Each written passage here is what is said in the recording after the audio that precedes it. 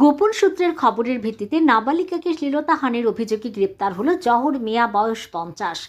বৈজনগর থানার অন্তর্গত পশ্চিম নোয়াবাদী আমতলী এলাকা থেকে তাকে মঙ্গলবার রাতে আটক করা হয়।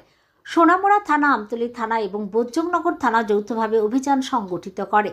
ঘটনাটি ঘটে গত 1 ডিসেম্বর বিকেলে সোনামুড়া হাসপাতাল সংলগ্ন এলাকায়। অভিযোগ অনুযায়ী অষ্টম শ্রেণীর এক ছাত্রীকে বাড়িতে একা পেয়ে জোরপূর্বক শ্লীলতাহানির চেষ্টা করে অভিযুক্ত জহর মিয়া। তিনি ওই নাবালিকার বাড়ির পাশেই দেওয়াল নির্মাণের কাজে নিযুক্ত ছিলেন। ঘটনার দিনও কাজের অজুহাতে বাড়ির চারপাশে ঘোরাফেরা করছিলেন বলে অভিযোগ। পরিবারের লোকজন বাড়িতে না থাকায় সুযোগ বুঝে তিনি ঘরে ঢুকে নাবালিকাকে নির্যাতনের চেষ্টা করেন বলে অভিযোগ। ছাত্রীটি কোনো রকমে ঘর থেকে বেরিয়ে বাথরুমে আশ্রয় নিয়ে প্রাণে রক্ষা পায়। তার চিৎকার শুনে ছুটে আসেন ছাত্রীর ঠাকুমা। তাকে দেখে অভিযুক্ত সেখান থেকে পালিয়ে যায়। ঘটনার পর নাবালিকার পরিবার থানায় লিখিত অভিযোগ দায়ের করলে সোনামুড়া থানায় নতুন বিএনএস আইনের সংশ্লিষ্ট ধারা এবং পক্সো আইনের অধীনে মামলা দায়ের করা হয়। তদন্তে নেমে পুলিশ অভিযুক্তকে গ্রেপ্তার করে। বুধবার তাকে আদালতে প্রেরণ করা হয় বলে জানিয়েছেন তদন্তকারী অফিসার। গত পরশুদিন অর্থাৎ ডিসেম্বর 1 তারিখ বিকাল আনুমানিক 3:45টার দিকে হসপিটাল রোডে একটা নাবালিকা মেয়ের শ্লীলতাহানির অভিযোগ এসেছিল ওই দিন রাত্রেবেলা।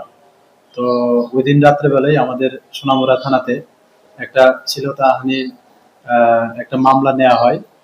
একটা মানে নতুন ধারা বিএনএস এবং পক্সো অ্যাক্ট অনুসারে। তো এই সূত্র ধরে আমরা সোনামুড়া থানার পুলিশ তদন্ত শুরু করি এবং যদিও এই ঘটনার পর যিনি বিবাদী অর্থাৎ যিনি অ্যাকিউজড জহর মিয়া, পিতা লেট আলী নওয়াজ, ওনার বাড়ি তামসাবাড়ি, সোনামুড়া তামসাবাড়ি। তো যদিও ঘটনার পর থেকে উনি পলাতক ছিলেন, তো আমরা মানে এগুলার মানে এই কেসের তদন্তে এবং এভিডেন্সের ভিত্তিতে আমরা ওনাকে মতলব আজ শেষ রাতে ওনাকে গ্রেপ্তার করেছি।